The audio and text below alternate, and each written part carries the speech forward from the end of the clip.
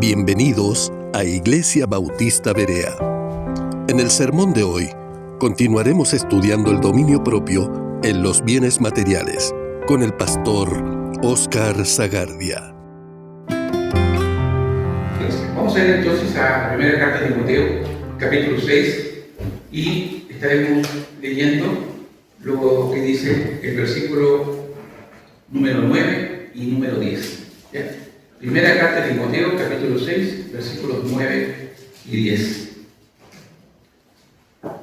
Dice la palabra del Señor: porque los que quieren enriquecerse caen en tentación y lazo, y en muchas codicias necias y dañosas, que hunden a los hombres en destrucción y perdición. Porque raíz de todos los males es el amor al dinero, el cual, codiciando algunos, se extraviaron de la fe y fueron traspasados de muchos dolores. ¿Cierto? Aquí estamos hablando de una carta que el Espíritu Santo inspiró para que el apóstol transmitiera a su discípulo Timoteo esta importancia de saber mesurar y saber administrar y tener también dominio propio en otra nueva área que vamos a compartir esta mañana. Hemos abarcado ya 4 áreas. La primera fue en el hablar, en el comer, en las emociones y también en el tiempo. Y hoy vamos a hablar acerca del dominio propio en los bienes materiales, el control de las posesiones. Es cierto que todo perfecto viene de lo alto. Y la primera premisa importante que nosotros debemos entender es que todo es de Dios. ¿Ya? Y considerando eso, se va a elaborar en este sermón una serie de elementos o cimientos o bases para poder entender qué hacer con aquello que el Señor nos da, cómo administrar lo que el Señor nos da. Ya hablamos acerca, repito, del comer, del hablar, de las emociones.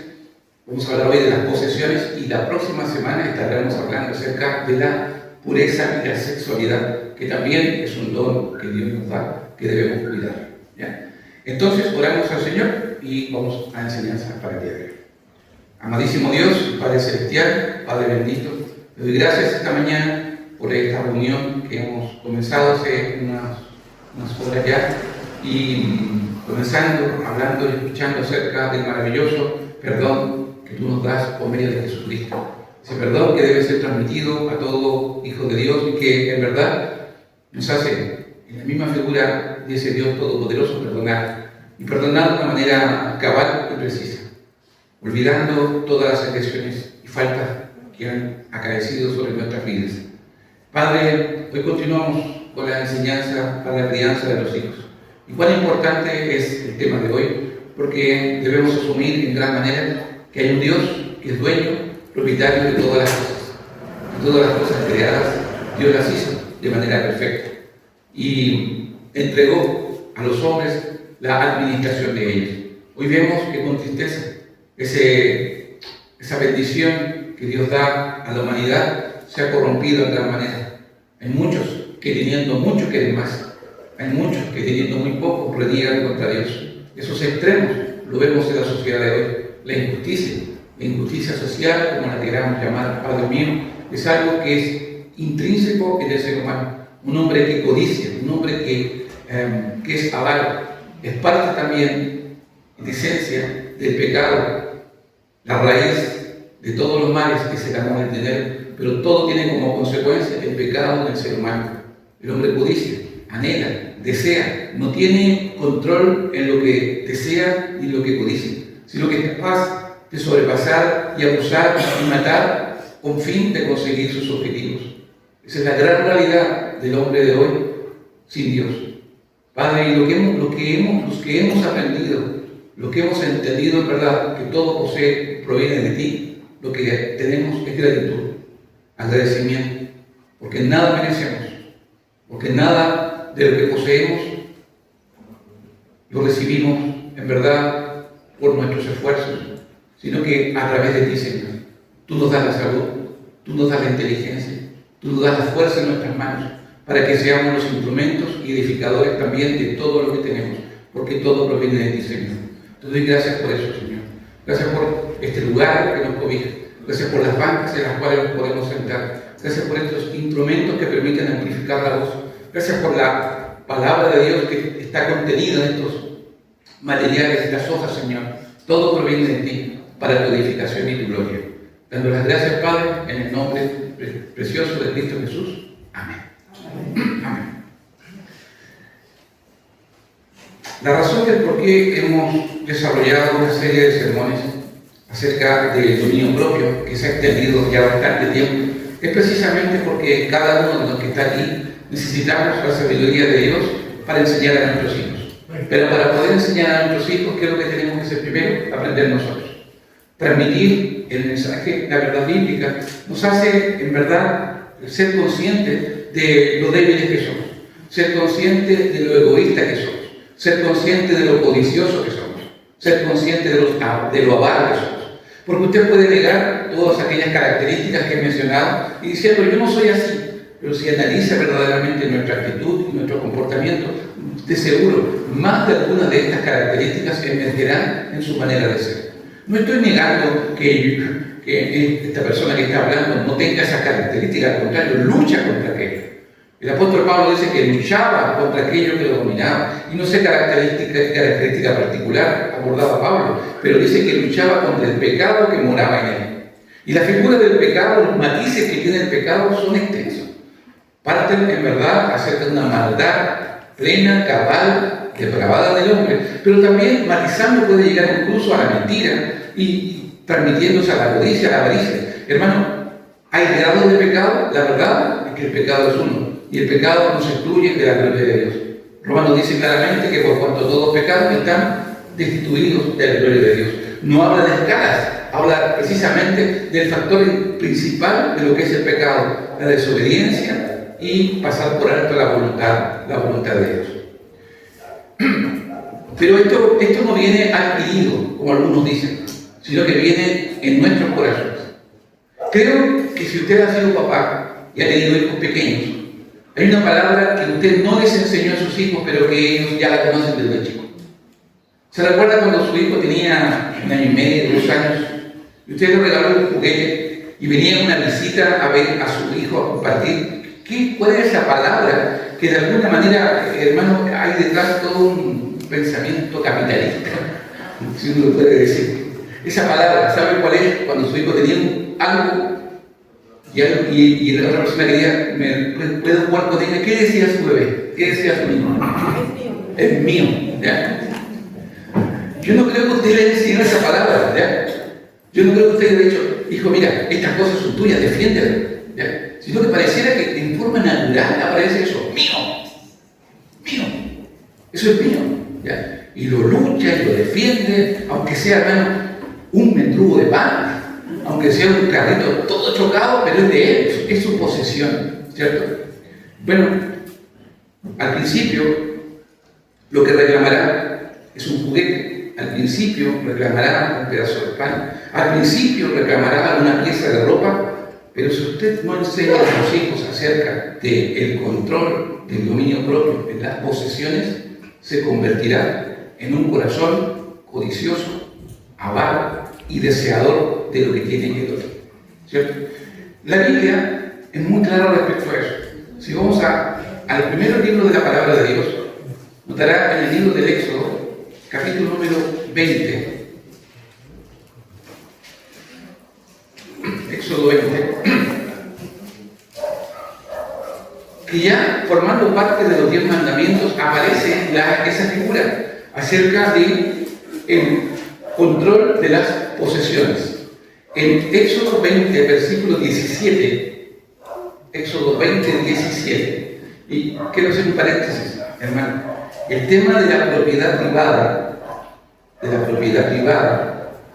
aparece en la Biblia. Porque si no existiera la propiedad privada, la posesión de un bien de una persona, no existiría la expresión no robarás. Porque cuando está explícita la palabra no robarás, es que estoy sustrayendo un bien que le pertenece a otra persona. ¿Ya? Así que la Biblia defiende la propiedad privada. La Biblia no es un tratado comunista, que todos los bienes son de todos. No, defiende la propiedad privada. Quiero que quede muy claro. No soy candidato de ninguna cosa, solamente quería aclarar ese tema. ¿Ya? Miren, Éxodo 20, 17. ¿Qué es lo que dice? no codiciarás la casa de tu prójimo, no codiciarás la mujer de tu prójimo, ni su siervo, ni su criada, ni su buey, ni su asno, ni cosa alguna de tu prójimo. ¿Cierto? Traducido al lenguaje actual 2025, podríamos decir claramente: no codiciarás la casa de tu vecino, el televisor de tu vecino, el Alfa Romeo de tu vecino, todo lo que sea de tu vecino. Dice: no lo codiciarás. ¿Sí? Entonces, lo que está mencionado en el Éxodo 20 está mostrando de las leyes, los mandamientos de Dios, apelando precisamente a que el pueblo, el cual Dios había escogido, también tenía que obedecer estas leyes: el no robarás, el no matarás, el no cometerás adulterio, el honrar a padre y madre, y todos los días del decálogo que aparece en Éxodo capítulo 20 contiene este tema importante, que son el asunto de las posesiones que Dios da. Pero ¿cómo podemos comenzar este tema si no definimos primeramente la forma en la cual enseñaremos a nuestros hijos a manejar correctamente las posesiones materiales? Y aquí, hermano, quiero partir de lo más general posible, y la manera más general que creo que es la forma de enseñar a la congregación es lo siguiente: es que nuestros hijos y nosotros mismos, esto lo añado en forma muy intencional, nuestros hijos y nosotros mismos debemos aprender el concepto bíblico de la mayordomía. Ese es el paraguas general donde se van a desarrollar todos los conceptos que voy a explicar en un ratito más, ¿ya? La mayordomía. ¿Qué es la mayordomía? Implica claramente y simplemente decir que las cosas están en el cuidado y protección de un mayordomo que cuida las cosas que son de su amo. ¿Sí? Esa es la mayordomía. Y la mayordomía es un concepto que subyace en el funcionamiento de la iglesia. Dice que en la iglesia primitiva, dice que ellos ponían, todos sus bienes a los pies de los apóstoles, y los apóstoles administraban todas las cosas, ¿no? Administraban todas las cosas. Ahora tenemos que decir claramente quién es el amo, quién es el dueño y quién debería ser el mayordomo o el administrador de todas estas cosas. ¿Sí? Es como primer principio. Y si ordenamos y nos damos cuenta, vamos a caer directamente en lo que dice el Salmo 24. Y ahí va a tener usted la primera respuesta: ¿quién es el amo de todo? Usted lo tiene en su mente, ¿no es cierto? No es el presidente, no es el alcalde, no es el gobernador, sino que te dice algo muy, muy claro, muy preciso, muy directo. Salmo 24 dice: de Jehová es la tierra, dice, y su plenitud. ¿Ya? ¿Qué se refiere a la expresión su plenitud? La tierra y todo lo que en ella está contenido, la plenitud, lo completo, ¿cierto? Y aquí definen el mundo y los que en él habitan. ¿Y qué razón tiene Dios para admitir esta realidad? El versículo 2 lo dice: porque Él la fundó, Él la hizo, Él es el creador, ¿sí? Sobre los mares, y la afirmó sobre los ríos, ¿cierto? Entonces, esta primera expresión, Salmo de David, el Salmo 24, muestra bíblicamente este concepto, el concepto del amo, del poseedor, el que es dueño de todo. Pero hay más, porque el Salmo 50, versículo 7, Salmo 50, versículo 7,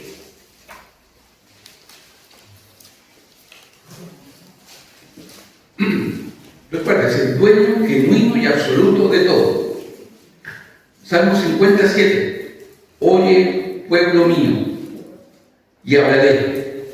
Escucha, Israel, y testificaré contra ti. Yo soy Dios, el Dios tuyo.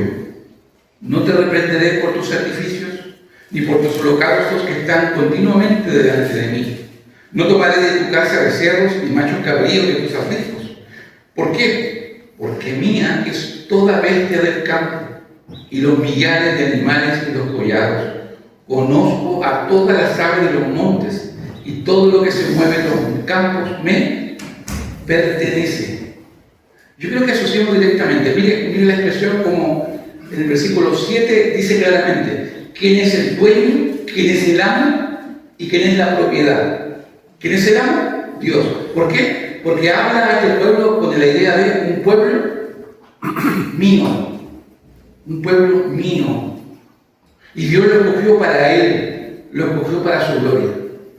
Pero además dice el versículo 7 al terminar, que ese Dios que asume que su pueblo es de él, dice que ese Dios es un Dios tuyo. ¿Ya? Está implícita la idea de el mío y el tuyo, una posesión. Dios es el poseedor, es el creador, el que sustenta. Hermanos, oramos por los que están enfermos, pero sabemos con la esperanza de que Dios traerá la sanidad. ¿Y sabe por qué? Porque Dios hizo al ser humano, sabe cuál es la deficiencia que tiene el ser humano, sabe sanarlo, provoca la herida, pero también la sana. Pero lo que mucho llama la atención es lo siguiente. Dice que Dios no va a tomar en forma obligada los becerros y los machos cabríos para un holocausto, sino que lo que va a hacer es pedir al hombre que esos machos cabríos, que esas ovejas, que esos becerros, el hombre las tome, porque es el mayordomo, tiene a cargo esas ovejas, esos machos cabríos, y las ofrezca en sacrificio a su amo. ¿Me doy a entender? Dios es el dueño de todo. Nosotros somos los mayordomos. Recibimos la responsabilidad de cuidar lo que es de Dios. Pero cuando se le entrega algo a Dios, el texto dice que el hombre tomará de sus machos, de sus becerros y lo entregará en holocausto a Dios. Dios no lo tomará directamente. Es un privilegio, mis amados hermanos, desde lo nuestro, lo que Dios nos permitió que administráramos, entregarlo a Dios. Es un privilegio. ¿Y sabes con qué nos encontramos? Con el grave problema de que tenemos un corazón egoísta, de que no queremos entregar ni siquiera una parte de aquello que Dios nos entregó para nuestro cuidado. Sí, mis amados hermanos, y aquí está la gran disputa del tiempo antiguo.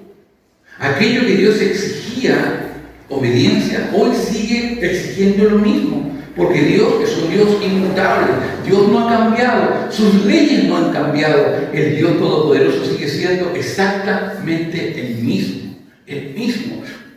Tanto así que en el versículo 12 dice, Dios dice, si yo tuviera hambre, no te lo diría a ti, porque mío es el mundo y la plenitud. ¿Qué sacamos de esto? ¿Qué beneficios sacamos de esto? Que cuando participamos de una reunión, los grandes beneficiados sois vosotros. Sois vosotros. Porque es Dios hablando su palabra, alimentando su pueblo. Cuando rechazamos el ser alimentados por Dios, estamos mostrando una arrogancia fatal. Una arrogancia tan dura y tan firme que dice, ¿verdad? Dios, no te necesito. Puedo vivir absolutamente separado de ti. Y eso es arrogancia, eso es pecado, eso es maldad, eso se llama rebeldía. La misma rebeldía que asumió Adán cuando no obedeció a Dios y prefirió hacer su voluntad. Por eso el hombre peca. ¿Por qué? Tal como decía el hermano, el principio de la sabiduría, el hacer más sabio, tiene una base importante, el temor a Dios. Si no hay temor a Dios en su vida, hermano, usted será el ser más codicioso, más egoísta, más avaro. ¿Por qué? Porque el corazón del hombre quiere retenerlo todo para él, todo para sí. Esa es la lucha que tú tienes y que yo tengo todos los días de nuestra vida. Y no estoy hablando específicamente del dinero. Estoy hablando de tu tiempo, estoy hablando de tu dedicación, estoy hablando del deseo en verdad de servir al Señor.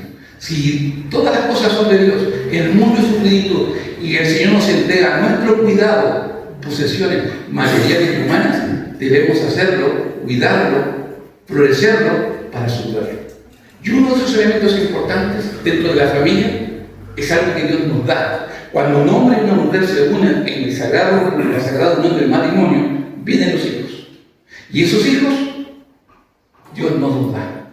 ¿cierto? Dios nos entrega a los hijos para que los hijos saben lo que sea una generación que tema a Dios.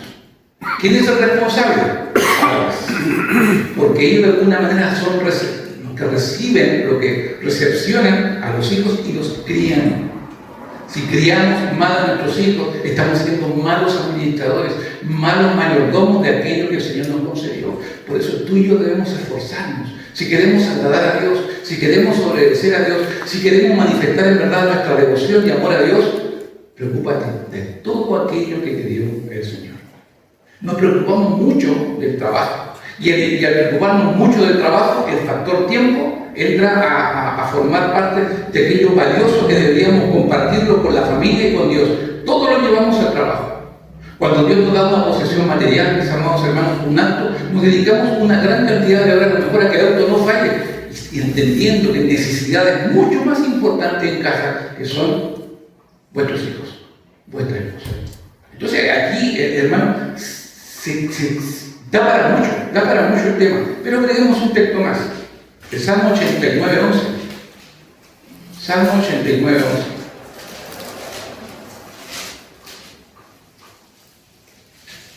Dice: tuyos son los cielos, y tuya la tierra, el mundo y su plenitud. Y termina con la frase: tú lo fundaste, tú lo hiciste. Sí, hermano, tenemos la respuesta. Dios es el dueño y nosotros sus mayordomos. Gracias, Carlos, gracias, hermano, sus mayordomos. Ya está prácticamente dilucidado y separado e identificada las partes en la enseñanza de hoy. Él es el dueño, de hecho, puesto que nuestra vida, nuestra existencia, ¿de quién depende? Depende de Dios, ¿no? Nosotros somos dependientes de Dios. Al igual que una persona que está unida a una cama y que está con un tanque de oxígeno, si ese tanque se apaga, la vida de esa persona se extingue.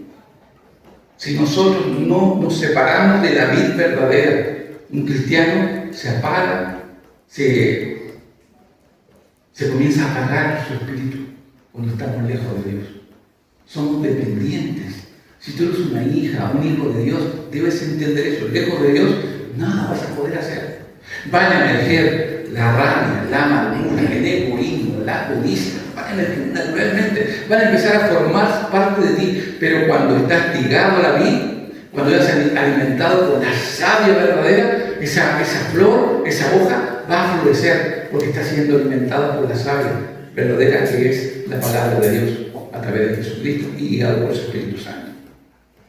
Sí, hermano, es una evidencia muy clara el hecho de nuestra dependencia con Dios. Pero vamos ahora a un texto en el Nuevo Testamento. En la primera carta a los Corintios, capítulo 6. Primera carta a los Corintios, capítulo 6, versículo 19. 19. Hemos hablado del mundo, hemos hablado de las posesiones materiales, hemos hablado de la familia, pero mira cómo nos toca también este texto. 1 Corintios 6, 19. ¿O ignoráis que vuestro cuerpo es templo del Espíritu Santo, el cual está en vosotros, el cual tenéis de Dios y que no sois vuestros? Porque habéis sido comprados, adquiridos, comprados. Glorificad pues a Dios en vuestro cuerpo y en vuestro espíritu, los cuales son de Dios. Qué interesante, porque en la medida que vamos viendo esto, escalando de lo general a lo particular, nos damos cuenta que el mundo y la plenitud son de Dios, pero de forma muy particular también nosotros somos de Él. Y esa relación es importantísima. Porque cuando el pastor de pastores llama, sus ovejas oyen su voz y le siguen. Si el pastor de pastores llama y alguien no entiende el llamado, no entiende la voz, hermano, es que definitivamente, usted sabe lo que estoy expresando, no es de él. No es de él. Aunque queramos agregar argumentos, situaciones, no, está de él, no, definitivamente el que no escucha su llamado no es de Él. Primera de Corintios 7, versículo 22. Porque quien el Señor fue llamado siendo esclavo, liberto es del Señor. Asimismo, el que fue llamado siendo libre, ahora que es esclavo de Cristo. ¿Antes qué éramos? Antes de ser esclavos de Cristo, ¿de quién éramos esclavos? Del pecado. Del pecado. Efesios 2 dice claramente que hacían las mismas cosas que hacen los demás. Vivíamos en el mundo. La vanagloria de la vida, ¿cierto?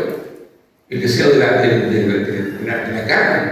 Ahí estábamos nosotros. Pero ahora hemos sido comprados. ¿Cuál fue el precio? ¿Cuál fue el precio para que ahora tú seas de Dios, pertenezcas al pueblo de Dios? Un precio altísimo. ¿Cuál fue ese precio? La sangre del Hijo de Dios, la vida del Hijo de Dios. Y altísimo. Entonces, dicho eso, ser cristiano, pertenecer a la iglesia del Señor, más que una carga, es un privilegio. Más que una situación incómoda, es un honor. Es un honor. Y por tanto, llevando a este punto, el apóstol Pablo escribe en una carta posterior, en Colosenses 4:1, lo siguiente: Amaos hacer lo que es justo y recto con vuestros siervos, sabiendo que también vosotros tenéis un amo en los cielos. Un amo en los cielos.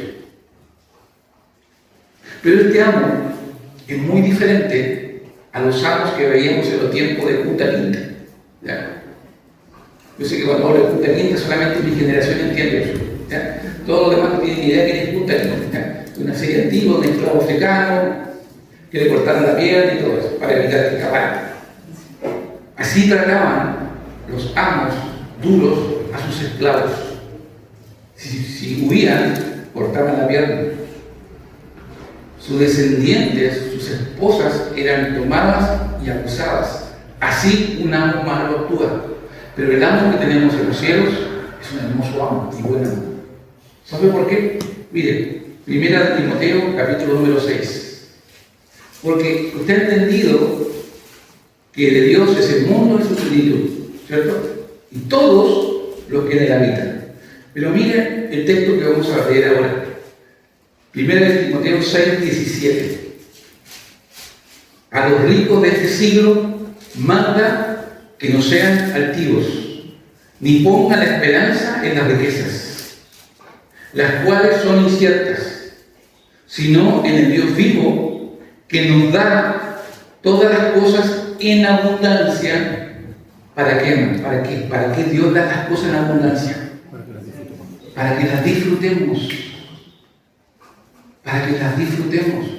Y aquí, si Dios le ha dado un hogar confortable, tranquilo, amplio, disfrútenlo, porque Dios se lo concedió. Si usted le dio un vehículo para trasladarse, disfrútenlo con la familia, ¿ya? Pero no sea egoísta, ¿ya? Si usted viene solito manejando, tiene 4 asientos y hay un hermano que vive cerca de su casa, hermano, yo te llevo. No sea como el bebé, que diga, no, este es mío. Yo nomás lo uso. No, hermano, ahí está. Es como Dios da las cosas para que las disfrutemos, pero que también le demos la gloria a Él compartiendo con otros lo que Dios nos da. ¿Qué más dice? Versículo 18. Leo el final del 17 de nuevo. Que nos da todas las cosas con abundancia, para que las disfrutemos. Que hagan bien, que sean ricos en buenas obras, dadivosos, generosos, atesorando para sí buen fundamento para lo porvenir, que es el mano de la vida eterna. ¿Ya? Interesantes consejos. Consejos que finalizan con la idea de Colosenses 3:23, que dice claramente esto: y todo lo que hagáis, hacedlo de corazón, no, dice, como para el Señor y no para los hombres. ¿Ya? Entonces, por un lado tenemos las abundancias que nos da el Señor, disfrutamos de ellas, las compartimos, pero cuando las compartimos, tú te vas a dar gloria de lo que hiciste. Es que yo las comparto porque soy tan buena persona. Muy buena persona. Yo creo que no puedes conocer a una persona tan más buena que yo.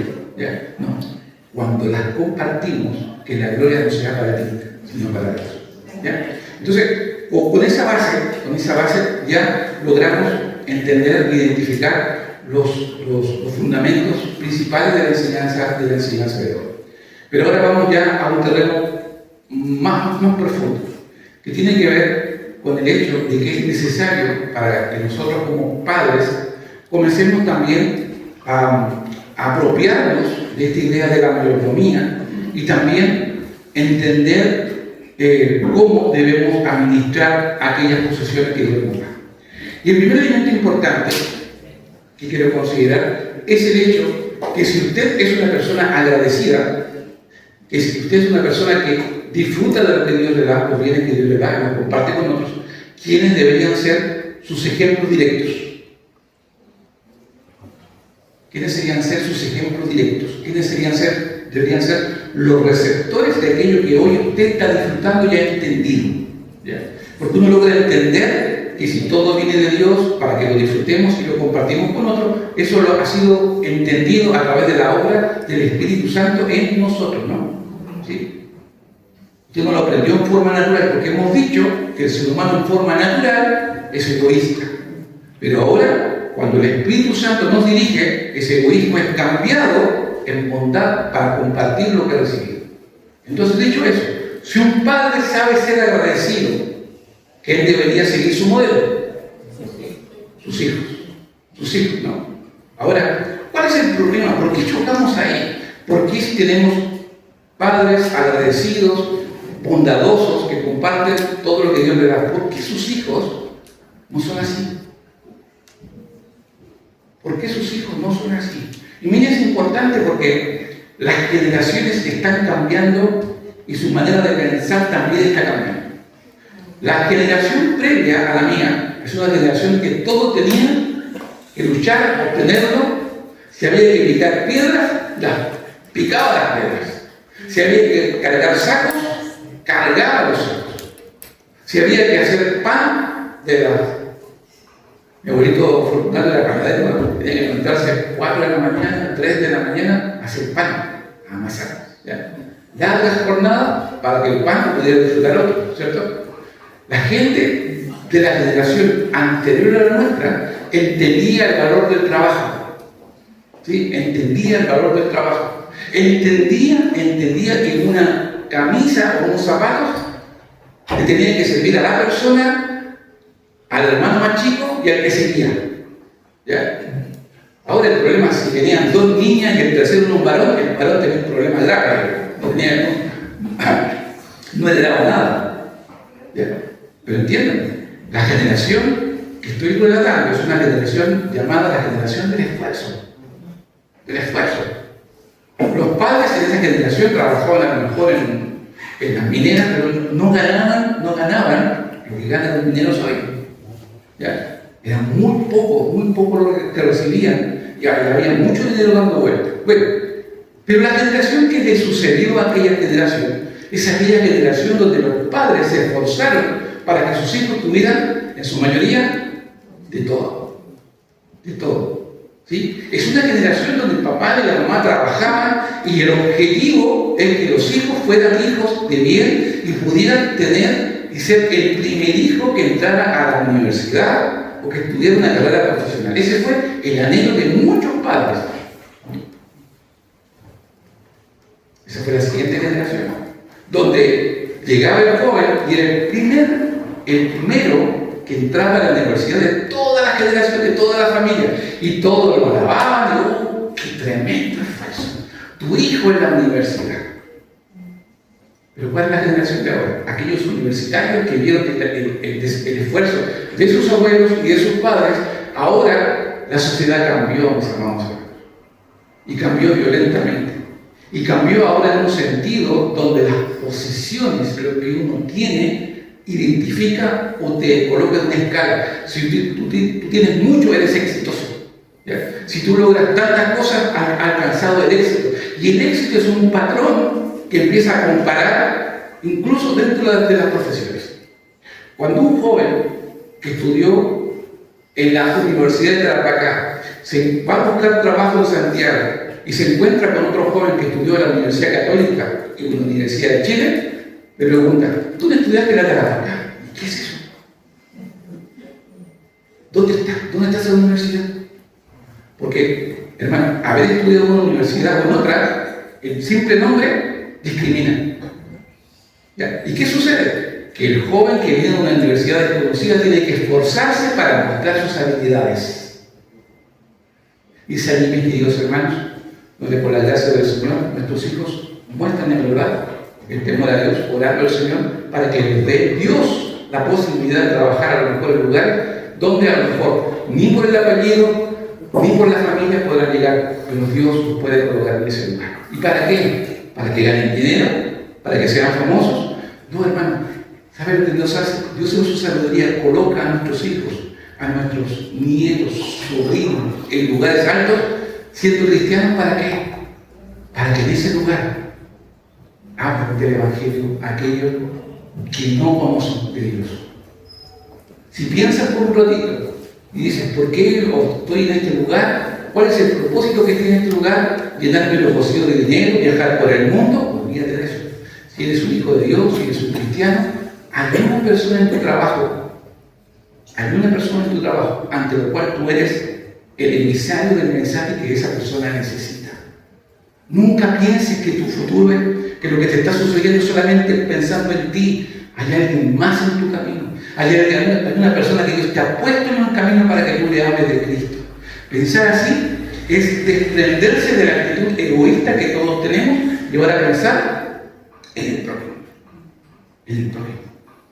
Ese es un elemento importante, porque nuestros hijos deben aprender a ser agradecidos con lo que Dios les da. ¿Escuchaste? Te lo digo de nuevo. Nuestros hijos deben aprender a ser agradecidos con lo que Dios les da. Hijos que están aquí, sentados a lo mejor en la banca al lado de su papá, ¿sois agradecidos?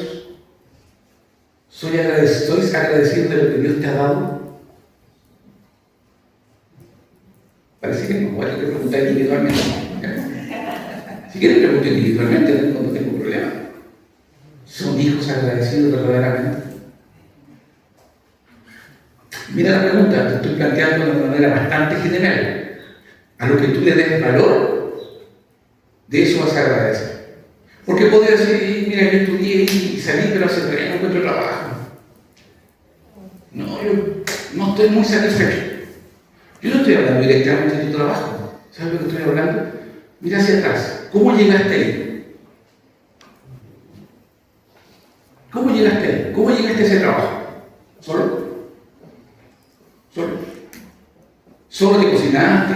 ¿Solo te lavaste la ropa? ¿Solo conseguiste hacer las tareas? ¿Solo? ¿Verdaderamente solo? ¿No hay un grupo de personas que estuvieron detrás de tu esfuerzo? ¿No hubo personas que Dios te colocó en el camino para que te ayudaran? ¿Es así o no? O a lo mejor todos lo logramos solo. Estoy equivocado, yo estoy equivocado el mensaje. ¿Tú conseguiste solo lo que hoy eres? ¿O Dios puso a gente en tu camino?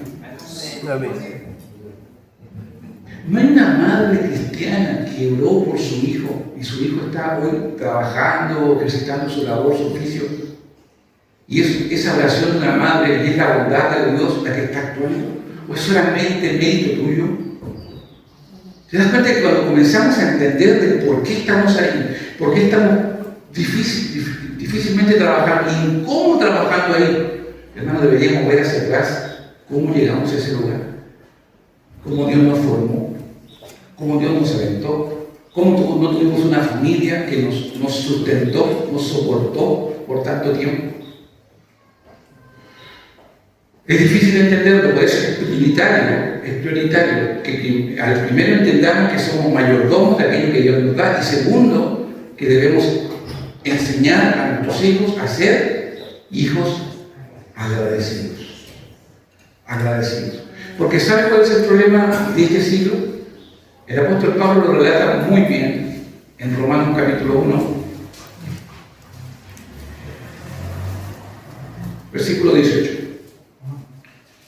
Romanos 1:18. Porque la ira de Dios se revela desde el cielo contra toda impiedad e injusticia de los hombres que detienen con injusticia la verdad. ¿Y cómo se manifiesta esta injusticia?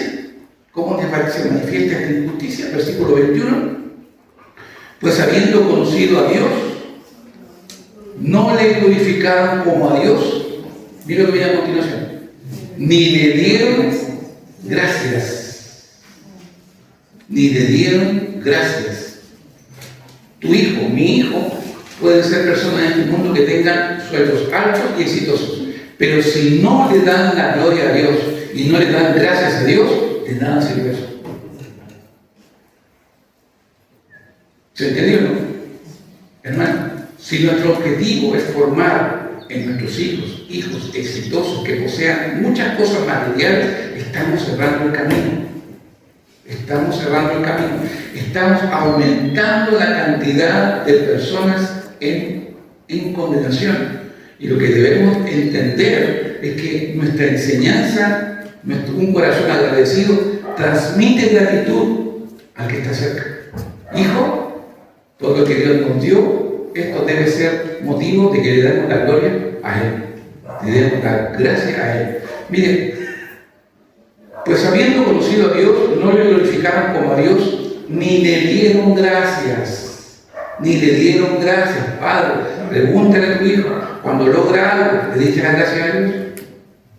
¿Le diste las gracias a Dios? Si quieres, no me la des a mí, pero ¿le diste las gracias a Dios? Porque las consecuencias pueden ser tristes. Mire lo que viene a continuación. Sino que se envanecieron en sus razonamientos. Si una persona logra un estado económico alto, ¿qué es lo que va a suceder cuando no está acostumbrado a dar gracias a su Creador? Que su corazón se envanece. ¿Y sabe lo que llega a pensar? Que el sabio es Él, que las capacidades absolutas las tiene Él. Se envanecen en su razonamiento, dice, y su necio corazón se entenebrece, se vuelve oscuro. Y llega la frase, profesando ser sabios, se hicieron necios. Entonces es importante, dentro de la enseñanza de los padres, primero entender de Dios es el mundo y su plenitud. Segundo, entender que debemos entregar conceptos, ideas, doctrinas, enseñanzas que provengan a sus hijos a ser hijos agradecidos.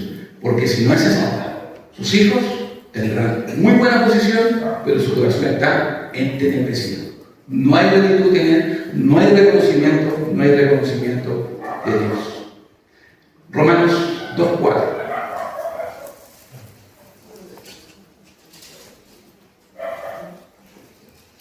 Porque es importante cultivar un corazón agradecido desde pequeñito.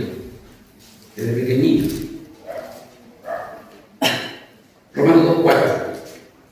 O menospreciáis las riquezas de su benignidad, paciencia y longanimidad, ignorando que su benignidad te guía al arrepentimiento. Cuando recibimos mucho en abundancia, para que lo disfrutemos, y nuestro corazón está entenebrecido, no da las gracias, ¿sabe lo que ocurre? Menospreciamos aquella bondad de Dios. Porque, ¿cómo representamos este versículo? ¿Cómo lo entendemos este versículo? La primera palabra que nos llama la atención es la palabra menospreciar. Menospreciar. ¿Menospreciar qué? Las riquezas. ¿Riquezas de quién? De Dios. Porque dijimos en un comienzo que de Dios es el mundo y su plenitud. El oro y la plata es del Señor, ¿no? Pero cuando queremos en verdad esa bondad que Dios nos da, esa riqueza, y la menospreciamos, lo que estamos haciendo, mis amados hermanos, es tomar la peor de las circunstancias de nuestra vida. Decirle, esto no viene de mi Señor, esto proviene de mi esfuerzo, esto proviene de mis energías, esto proviene de mi cabeza. Si yo soy un daño inteligente, soy una persona firme, de muchas convicciones, yo tengo un propósito claro, sé dónde voy a llegar.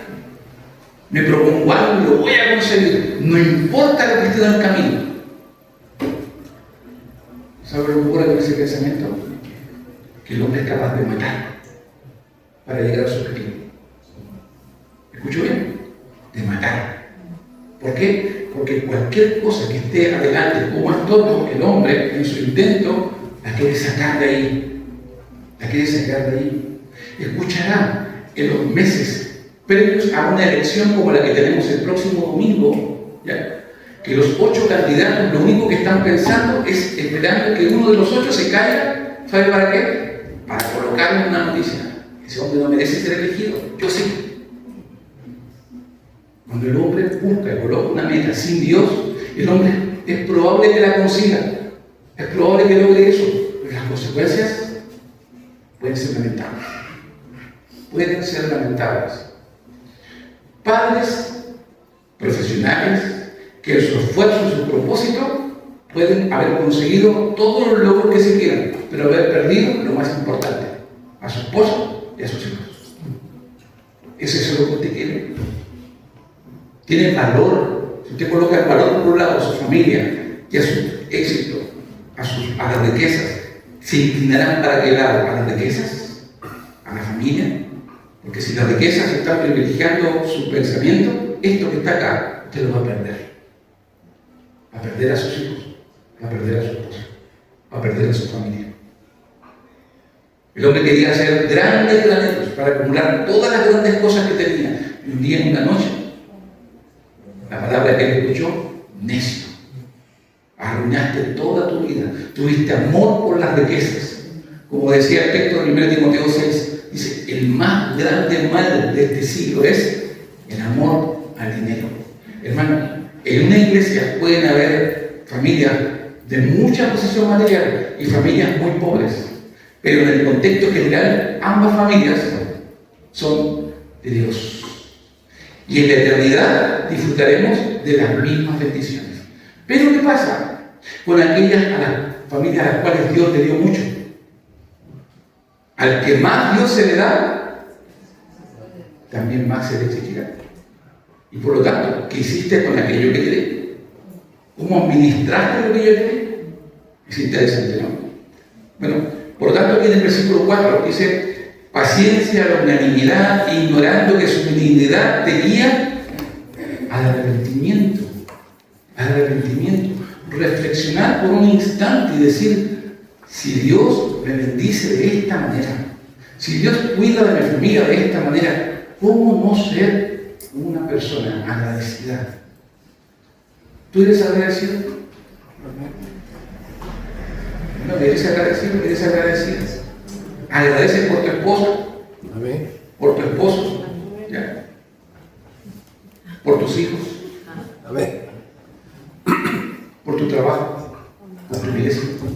Por lo que Dios te ha dado.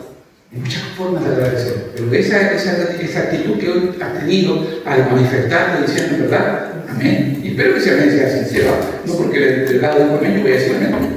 Porque yo quiero ser más agradecido que tú.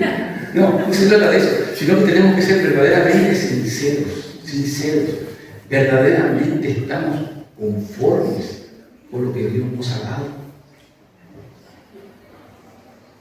Sí, estoy conforme, pero me gustaría un poquito más.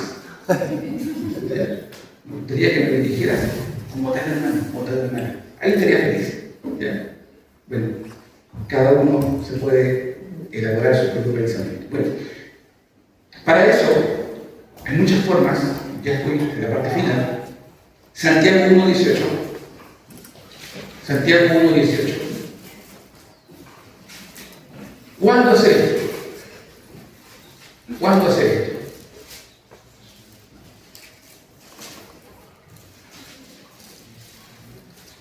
¿Cuándo hacer esto? ¿Cuándo enseñar a los hijos a ser agradecidos? ¿Tiene que armar un culto en la casa o hacer un culto en la casa de gratitud? Eso. ¿O tiene que ser algo cotidiano, algo natural? ¿Sabe cuándo lo puede hacer? Hoy en el almuerzo. Agradecer a Dios que tenemos alimento en nuestra mesa, que estamos juntos disfrutando, ¿cierto? Eso proviene de Dios. Pero la Biblia lo dice de esta manera, Santiago 1:17. Toda buena dádiva Y todo don perfecto desciende ¿de dónde? ¿De tu corazón? ¿De tu fuerza? ¿De tus energías? ¿De tu capacidad? ¿De tu intelecto? No, desciende de lo alto, del Padre de las luces, en el cual no hay mudanza ni sombra de variación.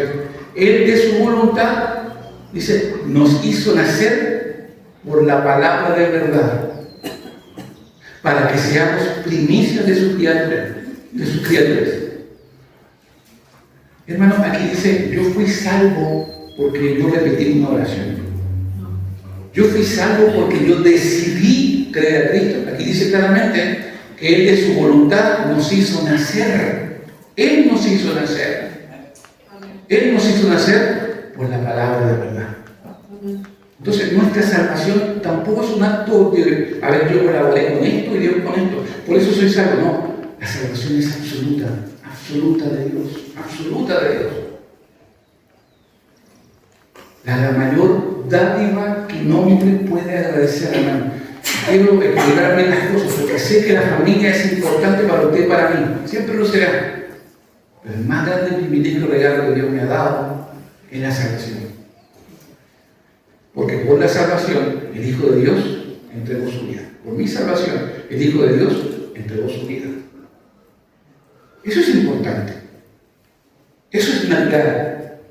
Eso tiene que ser el elemento central en la vida de un padre que enseñe gratitud a su hijo. Hijo, yo soy salvo por gracia. No soy salvo por obras.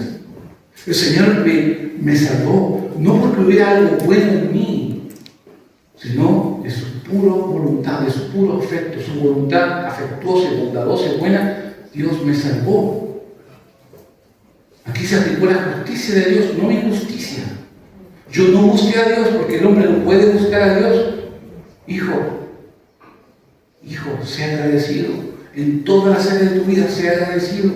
En los momentos de mayor aflicción, sea agradecido. Porque Romanos 8 dice claramente que los que aman a Dios, dice, todas las cosas les ayudan a bien. Incluso las enfermedades y el sufrimiento nos hacen entender que dependemos más de Dios. Más y más de Dios.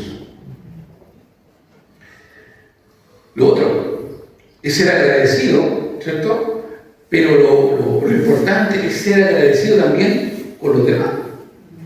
Enséñanos a nuestros hijos lo que enseñé hace poquito, el saludo, pero también el por favor, el dar las gracias, ¿cierto? Si se sube a una, creo que muy pocos usan micro acá, ¿cierto? ¿Qué es eso? Bueno, las micros son vehículos más grandes que llevan varios pasajeros, ¿ya? Pero cuando vaya a pagar, no tire la moneda. Señor conductor, ahí está el pago. Muchas gracias por el viaje. Muy cómodo, muy conductor, no se pasó ninguna luz roja, ninguna cosa. Le agradezco por el viaje, muy cómodo. Bueno, tome lo que le corresponde más, ¿ya? Pero en toda situación donde una persona cumple un servicio hacia usted agradezca. Usted agradezca. Si tú estás en la universidad, el profesor te da una clase, independiente como sea buena, mala, regular, profesor, gracias. ¿Ya? Gracias. ¿Ya? El señor del Uber, del taxi, muchas gracias.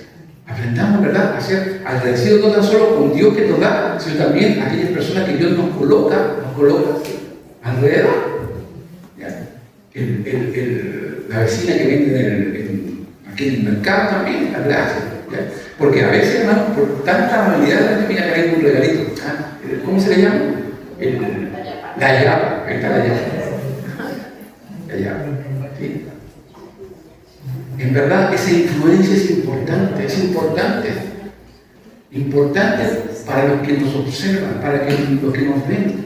Pero no seamos así para que las personas nos alaben, porque, hermano, simplemente actuamos de forma natural. Debemos influenciar urgentemente a nuestros hijos para que sean hijos agradecidos con nuestro Padre Celestial, con nuestros padres terrenales y también con todos aquellos que nos rodean. Voy avanzando ahora para finalizar respecto a lo que son las cosas. Ya hablamos acerca de de Dios es el mundo y su plenitud. Luego enseñamos a hablar de gratitud para con los hijos. Y ahora también, en los detalles finales, enseñar a nuestros hijos a cuidar las posesiones que vuestros hijos tienen a su cargo. ¿Sí? Porque los hijos también tienen responsabilidades, ¿no? ¿Sí? ¿Tienen? Poquitas, pero tienen. ¿Cómo cuáles?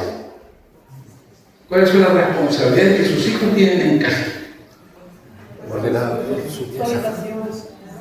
su habitación, la pieza, ¿cierto? Son responsabilidades, ¿cierto? Ahora, esas responsabilidades implican también que lo que quedó a control de ellos, al cuidado de ellos, deben cuidarlo bien, ¿no? Muy fácil es hacer la cama, ¿verdad? Todo para atrás y todo para adelante. De la manera más fácil, colocar la almohada, listo, quedó lista la cama, ¿ya?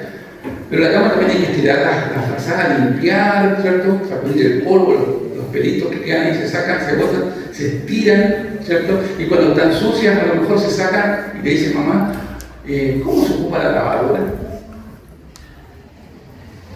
Jóvenes no saben el privilegio que es tener lavadora. ¿Ya? Esos días que he quedado solo, el privilegio, mis amados hermanos, porque yo veía hacia atrás como la mamá con la artesa tenía que estar ahí con su jabón Popeye. ¿Y el antiguo cómo se llamaba? Gringo. Jabón gringo. Gringo, sacando las manchas, ¿cierto? Los pañales, mis amados hermanos, los pañales.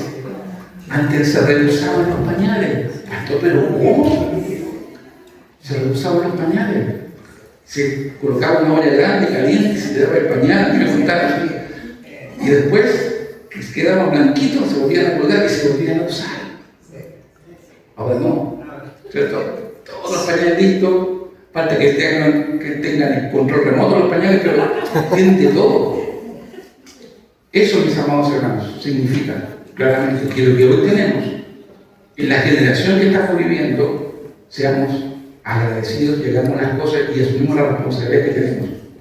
Enséñele a su hijo desde pequeñito a cómo se embolsa la basura y cómo se saca. Si su hijo tiene 4 años, no lo mande a la esquina a botar la basura, acompáñelo por último. ¿Ya?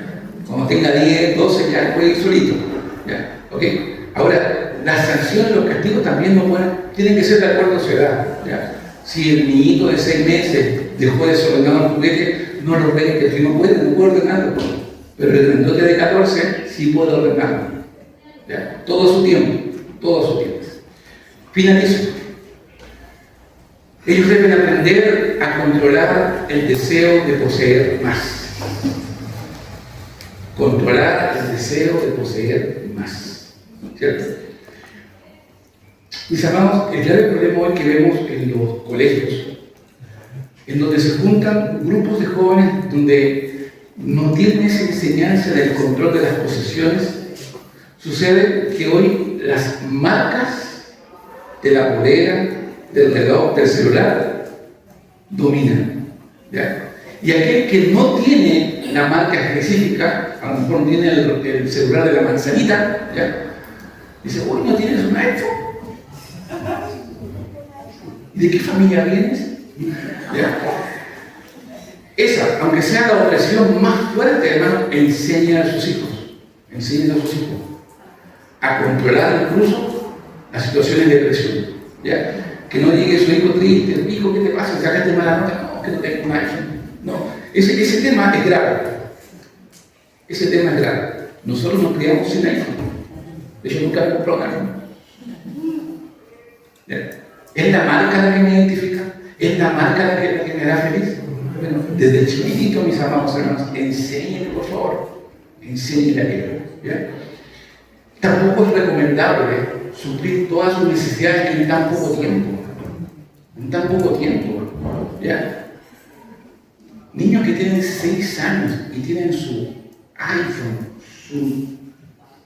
su tablet, su notebook, su conexión a internet premium, un montón de cosas, a los 6 años, y que lo utilizan solamente para el juego. Es tan inteligente, niño, ¿cómo maneja el iPhone? ¿Ya? Si supiera los primeros celulares que yo le regalé a mis hijos, no eran ni a color. Porque uno tiene que aprender a enseñar las cosas gradualmente, mis amados hermanos, gradualmente, para que sus niños aprendan lo que cuestan las cosas, que valoren las cosas. Eso es importante en el control de las posesiones. Texto de apoyo, Colosenses 3:5. Colosenses 3:5.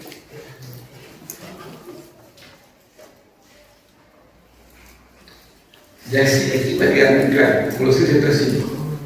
Haced morir pues lo terrenal en vosotros: fornicación, impureza, pasiones desordenadas, malos deseos y avaricia. ¿Y qué es esto?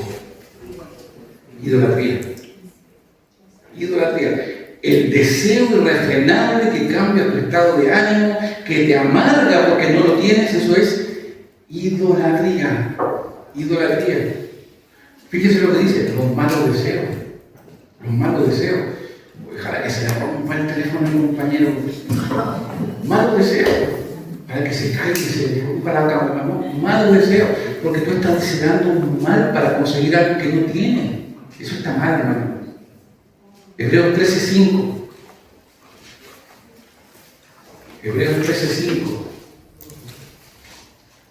Sean vuestras costumbres sin avaricia, contentos con lo que tenéis ahora, porque Él dijo: no te desampararé ni te dejaré. Mis amados hermanos, cuán importante y cuánto valora su relación con Dios hoy, porque podíamos desprendernos o no tener muchas cosas materiales, pero no tener a Dios dentro de la familia. Es lo más terrible que nos puede ocurrir. Que Dios no esté pleno en una iglesia es lo más terrible para una iglesia. Podrá seguir levantando ofrendas, entregando diezmos, cantando alabanzas, predicando el Evangelio, predicando algún mensaje, algún contenido bíblico, pero si Dios no está allí, todo se acaba, todo se termina. Y si Dios no está dentro de vuestra familia, instruyendo, el camino es muy triste. Aunque seas millonario, aunque no tengas nada, el texto de Hebreos 13:5 es importante para nosotros. El mensaje que Dios dice: que no te desampararé ni te dejaré.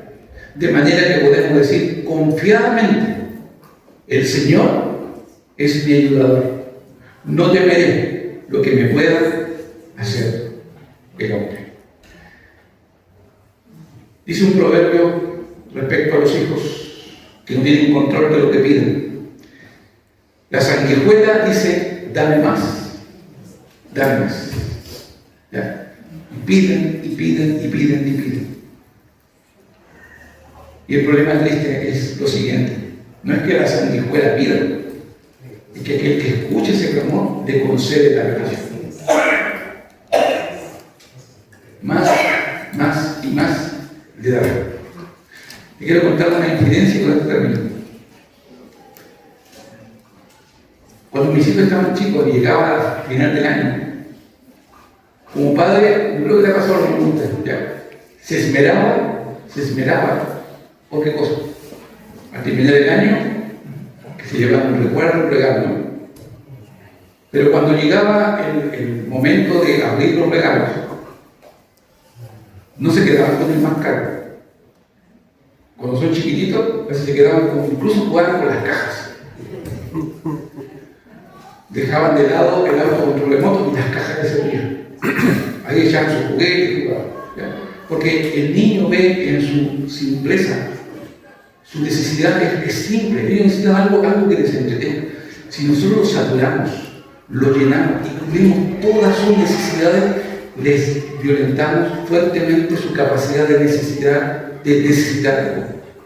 Si antes que ellos digan algo que usted coloca la cuchara y les da, hermanos míos, nunca van a entender el valor del dinero ni el valor de las posesiones, y van a despreciar y van a considerar todo como desechable. Y lo peor es que ya siendo grandes, ya siendo adultos, van a tomar el teléfono, papá, ¿sabes qué? Me quedé corto, ¿me puede depositar? Ya. Hermano, enséñeme a ser autovalente, que cuando trabajen, entiendan el valor del trabajo, valoren quién le dio la facultad, la fuerza, la energía, la inteligencia para estar trabajando, y que enseñar a la persona desde chiquitito a ser agradecidos con quien merece toda la gloria, honra y honor, nuestro amado y bendito Dios. Al terminar, la última reflexión. Si nosotros necesitamos de enseñanza, esa respuesta es sí. Pero también necesitamos de lo que viene de la palabra de Dios y que tiene que ver con el contentamiento. Y el contentamiento es muy importante para el creyente. Por lo siguiente, 1 Timoteo 6, versículo número 3. Perdón, versículo número 6. 1 Timoteo 6, 6.